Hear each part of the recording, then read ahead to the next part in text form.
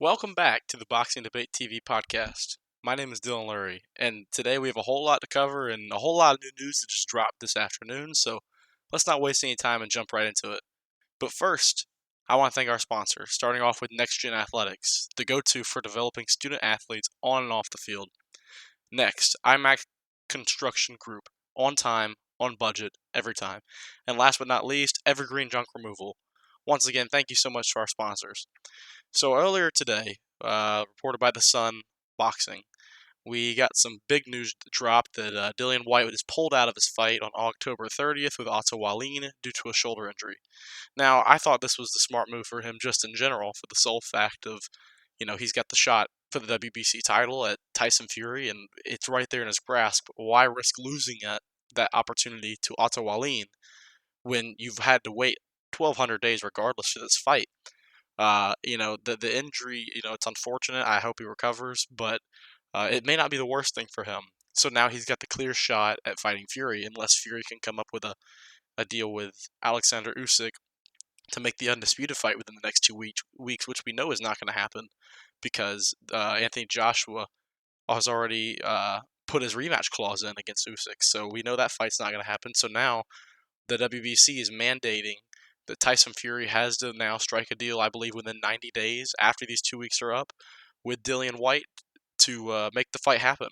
So I'm really excited now. I was really excited. That was going to be a great fight, but now we've got even bigger things to look forward to. We know that Whyte Fury will be on unless Fury retires. Tyson Fury could always say, "I've done enough with boxing. Now it's time to hang it up." But I think this is a great thing though for Whyte. He finally can show the world what he's made of. So I don't think this is the worst thing in the world. Prayers for him to get better. I really hope he does. Now then, what I was originally going to talk about today. Today we've got a pretty big segment. So one of the most debated topics between fans in all of boxing is who are the best fighters overall. And it's really tough to compare different weight classes, without actually watching them. So that's why we're able to use a pound for pound list. So, with all that being said, today we're going to review my top 10 pound for pound fighters in the world today. Now, I want you guys in the comment section to leave what you guys think. You guys can disagree with me, you can dispute with me. I'm open for debate. All right, let's get started. So, coming at number 10, this may be a little shocking to everybody, but I'm going to go with Gervonta Tank Davis. Now, I know what you guys are thinking. He's not even a real world champion, all those sort of things. But let's think about this for just a second. I see his domination in 3 different weight divisions. Super featherweight, undefeated, knocked out everybody. Lightweight, knocked out everybody. And now junior welterweight, he moved to 140 to beat Barrios last time. Now he's going back down to 135 to fight Rolly Romero. So I think time and time again, he's shown he's not afraid to fight at any weight class against any fighter. He's got knockout power in both hands. He's a fighter that's dangerous to anybody. And he's one of the biggest pay-per-view stars going forward. He's 24 years old, and he's a really, really good jab. He can set up a lot of things off of it. He's a little undersized. The only 2 things I can think of him, that keep him from going even higher on this pound for pound list, in my opinion, is his lack of size can make it tough for him to get in on these longer range fighters. That's going to be difficult. And he doesn't really have this huge name on his resume yet. He beat Mario Barrios, but other than him fighting Gervonta Davis, he didn't really have much on his resume. So Mario Barrios is that big of a name. Rolly Romero, he's a decent name, not that big of a name. When he starts to fight guys in the division like Vasil Lomachenko, Teofimo Lopez, Devin Haney, Josh Taylor at 140, Oscar Valdez at 130, Brian Garcia even at 135, when he fights one of those guys, then it's like, okay, now it's time to really consider him as maybe a top 5 pound for pound guy. But until he gets those wins, to me, he's on the cusp of greatness, not quite there yet. But for his resume, though, he's still extremely young, has plenty of time to prove himself, or to prove himself in general. So overall, I think Gervonta is an exceptional fighter. He's exceeded everything he's done so far, every test that he's been quote unquote tested in. Santa Cruz, Barrios, all these big fights. He's the headlining pay-per-views. He's headlining again another pay-per-view, uh, and he's done his job. So I'll be interested to see when he'll make one of those super big fights, and I'm sure it'll be sooner versus later. Now then, Coming at number 9, I have Vasyl Lomachenko. Uh, I mean, Lomachenko is one of the best amateurs of all time. He's shown dominance over 3 divisions: feather, super featherweight, and lightweight now. He was the undisputed lightweight champion, and at one time he was the the number 1 pound for pound fighter in the world before his loss to Teofimo Lopez. In 2019, he was the number 1 unanimous pound for pound fighter. He has such an ability to create angles, which makes it so difficult for his opponents. He is one of the best. He's one of the most decorated amateurs of all time. Has not disappointed as a pro. He has a fantastic resume. Uh, he was the previous undisputed lightweight champion before all the Devin Haney drama, and now Teofimo Lopez. And I think personally, he's the best technical boxer in boxing right now. His head movement is off the charts. He's able to throw his jab from different angles, set up the left hand with different angles, hooks and uppercuts. He's fantastic, and his dad's a fantastic trainer. His boxing ability just speaks for itself. His only blemishes on his record: an early loss in his career, and then the recent loss to Teofimo Lopez in the bubble. Where if you go back and watch the fight, because I went back and watched the fight, Top Rank, you can see that as the fight progressed, he got better and better. Like, he started to figure out Lopez probably, I'd say round 6, round 7. He started to really figure him out and then piece him up. Unfortunately, then it was just too late. But he's taken big names such as, Jorge Linares. He beat him, who gave Devin Haney all the problems in the world, wobbled him round 11. Beat Luke Campbell, took him to school in the UK. I think in time, no one wants a piece of Lomachenko because they know how good he is. Tio fought him and he got away with a win, but no one wants a piece of Loma because they know how good Loma is. I think Comey will be a big name for his resume when he beats him. I think in December they'll fight. Loma will definitely win that fight. And I think in due time he'll be the undisputed at lightweight again. He just needs another shot, or Tio needs to get beat because Tio doesn't want that rematch. Tio wants nothing to do with Lomachenko because he knows what he's able to do. So I'm excited to see what Vasyl can do. I think he's getting older, he's aging, but I think right now he's the best technical boxer in boxing. So next, we got number 8. I'm going to go with the undisputed at 140, Josh Taylor. Josh Taylor is an all-around complete fighter, and he's got a really good trainer in Ben Davison in his corner. They make a really good team. He's 18-0 right now. The undisputed champ at junior welterweight. And his last fight, he beat a really good opponent for the undisputed fight, the unification fight. He beat Jose Ramirez, who was undefeated him, and he didn't just beat Jose Ramirez. He bullied him for 12 rounds. Ramirez won some on the cards, but Taylor didn't really take any significant damage in that fight. He was able to stick and move and hit some uppercuts and hooks and straight rights and even dropped him twice. He moves so well laterally. All these Scottish and British boxers have great lateral movement for the most part. And he does that so well, and he has knockout power in both hands. And he's not really he's kind of like Tyson Fury, not really a one-hitter quitter guy. But over time, when he starts piecing you up with shots, he's gonna hurt you. He's got really good power. He has really good range as well. He picks his shots well. He picks his marks. He's a really good counterpuncher. Can land the big shot that he's looking for, like he did twice. He hit the uppercut and then a left hand in the corner against Ramirez. I think he has all the tools necessary to move up to welterweight and beat someone of the caliber of Bud Crawford or Errol Spence.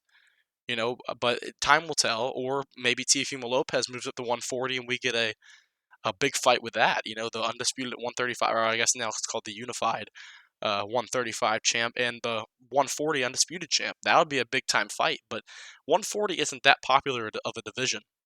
That's why I think he should move up to 147 at welterweight and go prove himself, be like, okay, I can beat these big dogs at 147. Now then, coming in at number 7. This may be a shock to you because a lot of lists I've seen have him a lot higher. I'm going to go with Tyson Fury. To me, it's really tough to put heavyweights on a pound-for-pound list just because you don't know how they can fare at smaller weights.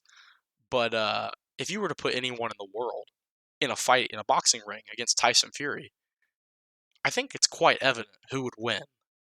Fury, he's 6'9", he's 280 pounds. boxes so well.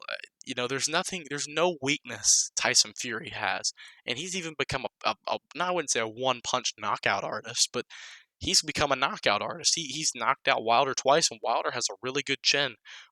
He battered Wilder around for 11 rounds twice, and his big names on his record.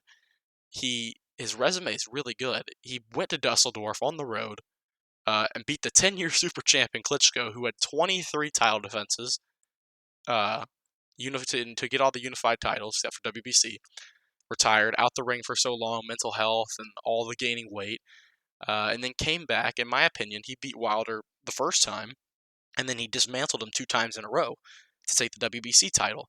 And Wilder, who had 10 defenses of his title of his own, so he's beaten guys with over 33 title defenses, and now he's been the lineal champ for 6 years, and he's the first heavyweight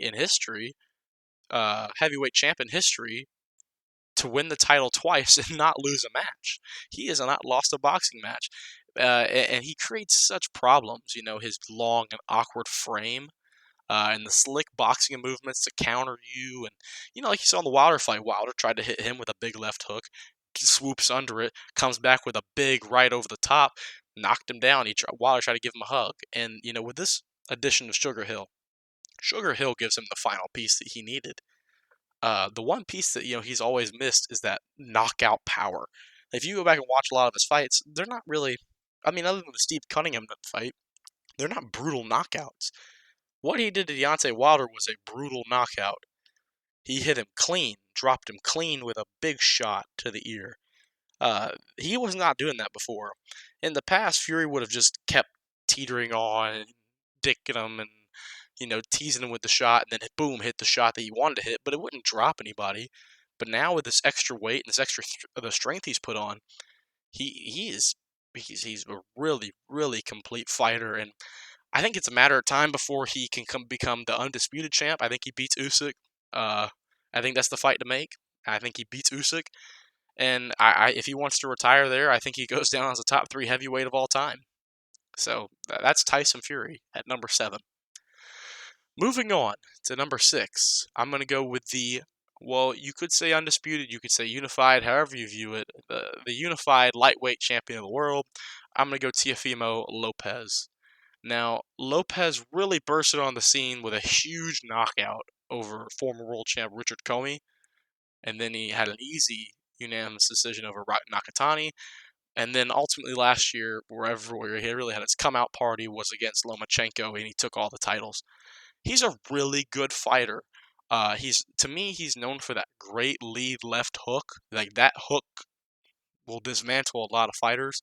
There's a viral video of him hitting a double hook and knocking someone in the next week. But that's just Tio. That he's a complete fighter. You add the hook with a great jab, and a big right hand to follow it, and he's got a pretty solid chin as well. He's been rocked a couple times. Lomachenko hit him with some big shots. To me, what really proves a fighter is when you start getting beat or someone figures you out. Can you adjust, and can you show toughness to stay in there that you want to be in the fight? And to me, he proved that at the end of the Lomachenko fight when he took some big shots and got rattled, but made some adjustments in the corner and still won a couple rounds at the end that ultimately made him win the fight. And to me, I see Tio, he's 24 years old. He's got the IBF, WBO, WBA belts right now, and should have the WBC if they didn't franchise Haney. He's already, in my opinion, the undisputed champ of the lightweight division. He's only 24. There's time for him to move up. He's a rangy fighter. He's 5'8". That works at welterweight. Bud Crawford I think is 5'8". Errol Spence is a little tall for welterweight. He's 5'10". But I can see him competing at welterweight. Not now. Give him some time. I could see him, and like I said when I was talking about Josh Taylor earlier, I think that'd be a great fight to see him move up to 140 and challenge Josh Taylor. I think that's a fantastic fight. I think that's a fight that goes the distance with 2 guys. It'll be a chess match. But overall, I don't see anyone in the lightweight division other than Lomachenko that stands a fair chance against Tio just because of how complete he is. You've got Gervonta who, lacks some boxing ability compared to Tio. Really good knockout artist, though. A really good knockout punch guy. One big puncher. Then you've got Devin Haney, who lacks, to me, the knockout power. He's a good boxer. Then you've got Ryan Garcia, who he's missing some skills all around, but he can still get the job done. But none of these guys, in my opinion, beat Teofimo Lopez. I think he's the more complete fighter. I think he'll continue to move up and continue to win. I think he's a guy that you're going to have to watch for years to come. Now, coming in at number 5, I have a guy here, Japanese fighter, Naoya Inoue. Now, a lot of people have him number 3, some even number 2. I have him at 5. Here's the reason why. Because he's not in the super popular weight divisions. Now, has he dominated everyone he's fought? Absolutely he has. But he's at some really unpopular weight divisions. He's 28, and he's already a 3-weight world champ. Light flyweight, super flyweight, and now at bantamweight. He's 21-0 with 18 wins coming by knockout. And he's going to knock out everyone he fights in these lower weight divisions. To me, here's his problem. He reminds me a lot of Pacquiao, which is not a bad thing. I say that. He's 5'5", slick boxing movement, and with knockout power in both hands. And you saw in his last fight when he KO'd the dude in the 3rd round. I mean, he murdered that dude with the right hand. Just murdered him. But the bantamweight division's not that popular. To me, he needs to move up I think he needs to be, he needs to go up one more, win that, and then go to featherweight. And ultimately a super fight between him and Oscar Valdez. I think that's a fight that could be really interesting. Because he'll present a lot of problems to someone like Valdez. Even though Valdez is probably a little bit taller, Inoue has great head movement and is a fantastic counterpuncher. I think that he's going to cause a lot of problems for the featherweight division. Of course, right now the divisions he already dominated. I think for years to come, he'll be a fighter that you really have to look out for. So I'm going to go with him at number 5. I think to get into that top 4, top 3 discussion, he just needs to move to a higher weight, more popular weight class.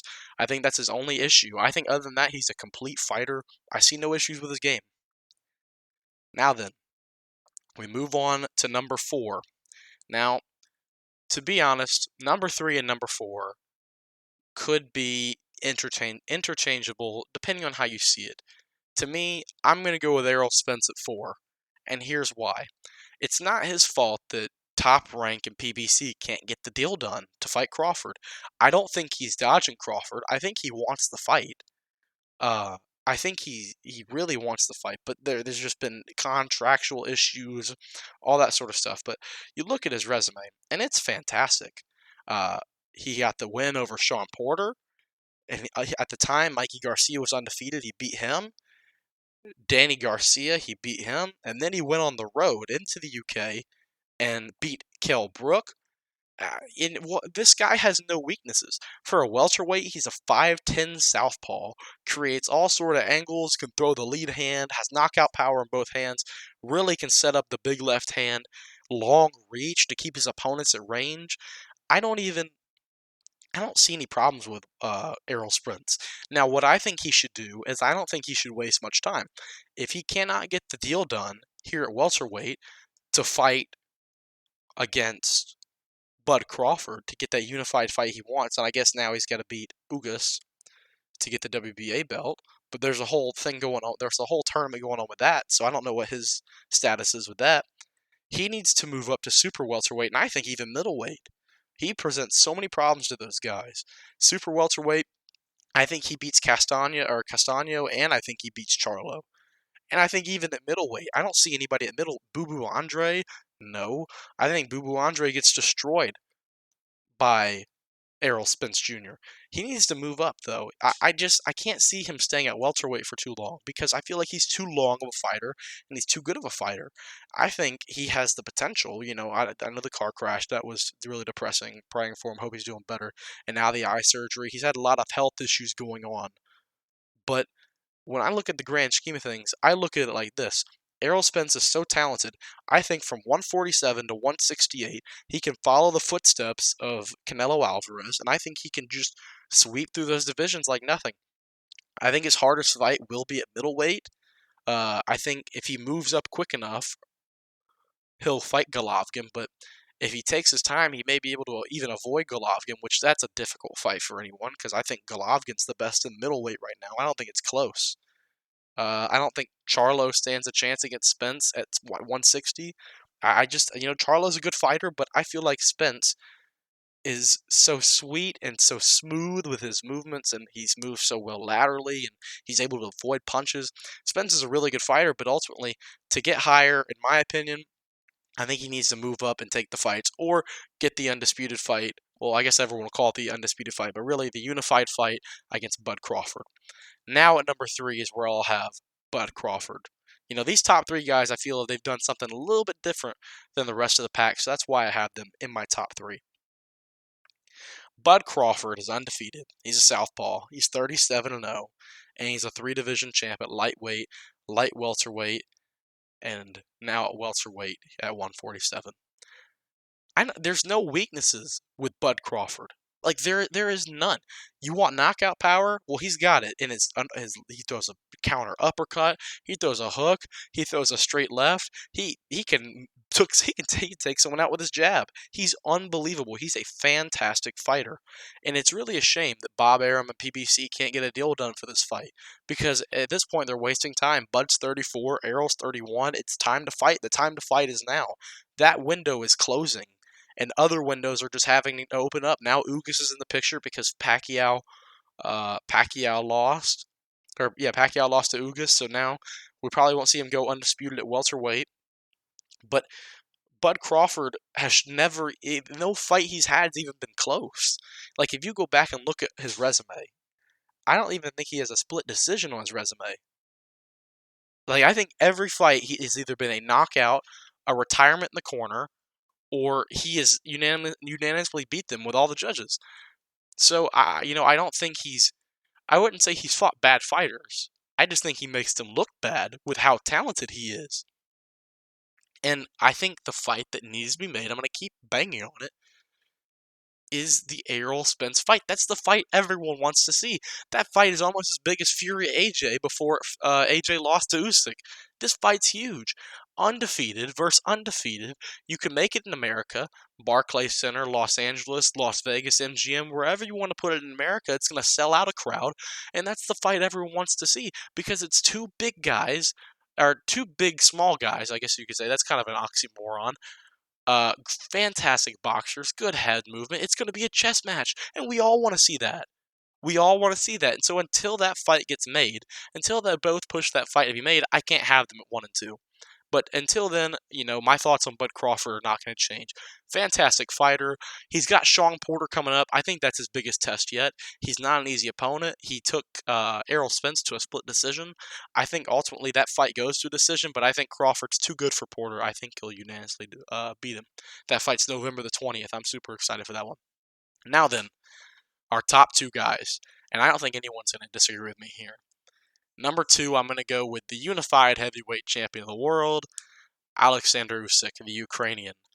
Man, former gold medalist in 2012, undisputed cruiserweight champ, dominated the cruiserweight division, decided to move up to heavyweight, won his first fight, beat Chisora, then he just manhandled Joshua for 12 rounds. That fight wasn't even close. The judges just made it close because it was in the UK. The better fighter obviously won that fight. He's missing 1 belt to become the undisputed at heavyweight. If he becomes the undisputed at heavyweight, we've got to start considering him top of all time. I mean, he's got some big names on his resume now. Anthony Joshua, Derek Chisora, Tony Bellew. He is one of the most decorated amateurs of all time. It's really tough to pick against him because he's such a good boxer and he presents so many problems. He's a little small as a heavyweight now because, most heavyweights are 6'5", 6'6", even 6'7", or 6'8", or in Tyson Fury's case, 6'9". But he moves so much better than them. He's the best technical boxer in heavier divisions. Take away Lomachenko. In the heavier divisions, he's the best technical boxer. He's a slick southpaw, and southpaws cause problems for everybody because they can just take away your jab, and that's what he did to Joshua. Joshua had no jab. He took away his lead hand and made Joshua just keep throwing the right, and he kept missing. And he throws in angles, and I think that has to do with Lomachenko's trainer, which is also Usyk's trainer, Lomachenko's dad. helps Usyk create fantastic angles, has good head movement, and he's got a good chin. I really didn't think his chin was as good as it was. He took some big shots from AJ, and AJ is a knockout artist. He's got 22 knockouts and 24 wins or something like that. I think the only guys that he didn't knock out was Andy Ruiz Jr. or Andy Ruiz. So he's a very good fighter. Usyk is. I don't personally see Usyk losing to anyone other than Fury, and I just think it's not because of Usyk's skill. I just think Fury's too big, and that's an issue for everybody. But anyone in those higher weight divisions, Usyk's just gonna maul because he is so slick. He's a great boxer. He has a really good jab that sets up a lot of things. He can throw it at a lot of different angles, up top, down low, from the side. That sets up the left, and he wobbled AJ at the end of that last fight. And to me, I saw someone in the corner wave the white flag, so you could even consider the AJ win a technical knockout. So I have him at number 2 right now, and it's not because take away this next guy, he's the best fighter in the world, but coming in at my top spot, you guessed it, it's Canelo Alvarez. And, I think everything speaks for itself. 5-division world champ, 147, 154, 160, 168, and even at 175, a short stint. He's about to become undisputed after he beats Plant. I think that's an easy fight for him. Although Plant could cause some issues. Canelo's undersized in that fight, but other than that, I think he goes in there and he just mauls everyone. I think he mauls Plant. I think he gets inside and mauls him, but he's got huge names on his resume. Billy Joe Saunders, as of recently, Amir Khan, Miguel Cotto, and then Shane Mosley. And his biggest win, in my opinion, was the Triple G fight. He gave Triple G his first loss, and they had to draw the first fight. I thought Triple G won, but the ref scored it a draw. And his only blemish on his entire record was to who a lot of people consider to be the best fighter of all time, or second best fighter of all time, however you see it, Floyd Mayweather. And then that one draw against Triple G, Gennady Golovkin. But he's the complete fighter. What does Canelo do bad? He has such good defense that sets up his offense. He doesn't even have to use defense. He's okay taking a shot to trade a shot. He does everything and has multiple styles and makes it so difficult for an opponent. If he feels his opponent couldn't hurt him, like in the Billy Joe Saunders fight, he abandons his defense and just goes straight after them. He'll be like, all right, you hit me with a shot, I'll hit you with 3. He was okay taking Saunders' best shot to trade and put in 3 shots of his own. So that was one thing that made him so good. He was okay taking the hard, stiff jab if it meant he was able to land his uppercut, his counter uppercut. So Canelo is the complete fighter in that sense. And, he was able to adjust in the GGG fight, the Triple G fight. He he figured out that, okay, I can't knock this dude out. He has a granite chin. And Alvarez has a granite chin. That's what makes him so good. Yeah, with everything else, he has a granite chin. No one's going to knock him out. GGG hit him with his best shot. Golovkin murdered him with the right hand. He shook his head, said, nah, nothing. You're not going to faze me. And got up, or not, didn't even get up. He's never been knocked down that I'm aware of. He is such a complete fighter, and I just don't see anyone right now at those divisions, at that weight level, that can beat him. I think after this, I think the move for him is to move up. I can't wait to see what he does. I think he moves up to 175 and fights Beterbiev. That'll be an interesting fight, but I think Canelo beats him again. And that's my top 10 pound for pound. If you guys disagree or have any other concerns, please leave them in the comments. I'm super open to having debate or discussion with you guys. But once again, thank you guys so much for supporting and tuning in to the Boxing Debate TV podcast. As always, if you enjoyed, drop a like and subscribe and leave any questions in the comments. Have a blessed day, enjoy your day, and God bless you all.